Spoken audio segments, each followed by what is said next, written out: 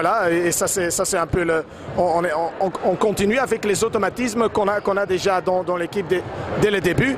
Et à la fin, ni pour Namur et ni pour Beaume, ce sont des jeux tactiques, hein, ce sont des trucs individuels qui font la différence. On a vu aujourd'hui, à la fin, vraiment à la fin, c'était pour la plupart Laurence qui fait un gros match. Un peu avant, c'était Chandrea Jones qui force les choses. Mais ce sont tous des trucs individuels. Et c'était la même chose à notre côté. Mais à notre côté, je pense que c'est un tout petit peu plus en équipe qu'on fait des combinations. Et voilà. Finale face à Ypres. Oui, ça va être intéressant. Hein. Donc voilà, je pense pour Ypres, c'est bien sûr aussi mérité. C'est une bonne équipe, c'est bien coaché. Il y a beaucoup d'enthousiasme, d'énergie là. Voilà, on a un parcours assez drôle l'un contre l'autre cette saison. Voilà, et nous on continue la saison au moins 2 semaines et demie. Voilà, et on va être prêt pour la semaine prochaine. On va dire que ça n'a pas nécessairement tourné pour nous et je pense que ça a commencé il y a quelques mois avec ces affaires de forfait, pas forfait, etc. quoi. Donc voilà, il y a des choses qui ont été un peu orientées, on va dire. En début de saison, ça se mettait bien en place. Est-ce que le départ d'Ibekwe a perturbé un peu l'équilibre qui était en train de se mettre en place? Bah ouais, c'est sûr. À partir du moment où vous faites une équipe comme coach et que vous choisissez une joueuse qui est quasiment inarrêtable pour la Coupe d'Europe, mais qui donc forcément le sera pour le championnat de Belgique, et qu'elle décide de ne pas revenir, que vous avez en plus cette histoire où on ne peut pas soi-disant avoir 2 Américaines, alors que des gens l'ont fait avant nous, bah, il faut chercher quelqu'un. Il n'y a pas eu une bonne pioche avec Pavicevic au départ, mais on n'avait pas vraiment le choix parce que la Coupe d'Europe était là. Et puis derrière, on a Chanel Mokango qui arrive, qui pour moi a une excellente mentalité, un excellent jeu de basket, mais qui n'a pas eu malheureusement les 7, 8, 9 mois de préparation comme les autres. Donc j'ai essayé de l'utiliser comme joker, elle a fait quelques matchs intéressants. Aujourd'hui, elle devait une revanche à tout le monde, je pense qu'elle était prête à la donner. Et puis voilà, ça me rappelle il y a 2 ans quand Stéphanie Dubuc a connu la même mésaventure dans cette salle. Pour revenir à la rencontre, à la mi-temps c'est 36-36, après un 13-0, vous avez réussi à resserrer un peu les boulons après un début de match un peu difficile.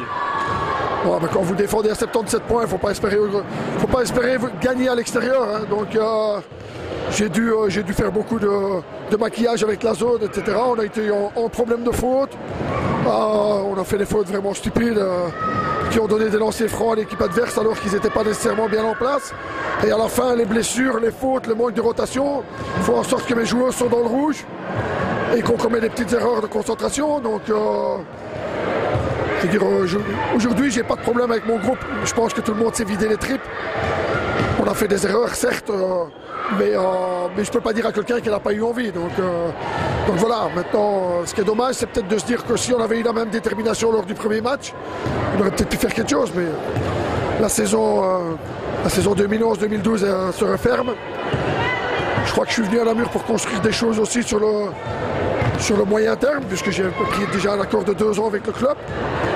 On va analyser tout ça avec les dirigeants. On va essayer de faire attention qu'on ne puisse plus nous prendre avec des règlements. On va peut-être demander copie à tout le monde de leur règlement et s'adapter à ça. Je pense que pour que le basket belge féminin continue à avancer, il serait peut-être bien de s'entendre et d'arrêter de laisser les gens derrière un bureau décider de ce qui se passe sur le terrain, parce que finalement le sport il est ici. Aujourd'hui, moi j'ai serré la main de Sven, je lui souhaite bonne chance pour la finale. Je pense qu'entre les coachs en Belgique, il y a quand même beaucoup de respect. Et j'en veux pour preuve ces systèmes de vidéo qui se sont mis en place. Donc nous les coachs et les équipes, je pense que les comités, on essaye de tirer le basket féminin vers le haut. Et il serait bien que des gens qui décident essayent de faire la même chose, parce que là,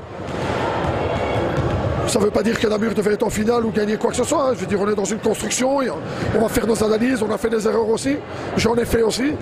Mais à un moment donné, il y a des choses pour lesquelles ça doit rester, ça doit continuer à se décider sur un terrain de basket, mais pas autre part, parce que les coachs qui ont joué en face de moi ne sont pas dupes non plus. Hein. Terminer premier ou quatrième, c'est pas la même chose.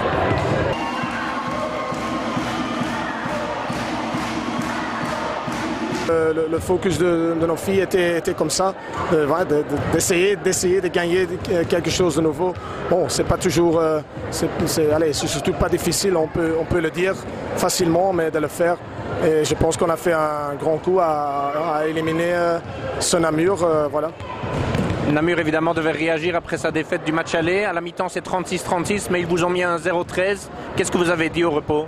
Oui, que c'était pour moi c'est seulement mon avis, que c'était plutôt un peu nos erreurs qui permettaient à Namur de rester dans le match un peu avec quelques pertes de balles, quelques lay-ups ratés. Et enfin, c'était un peu ça. À mon avis, mon équipe était un peu nerveuse. Donc voilà, je pense qu'on a bien réagi la deuxième mi-temps là.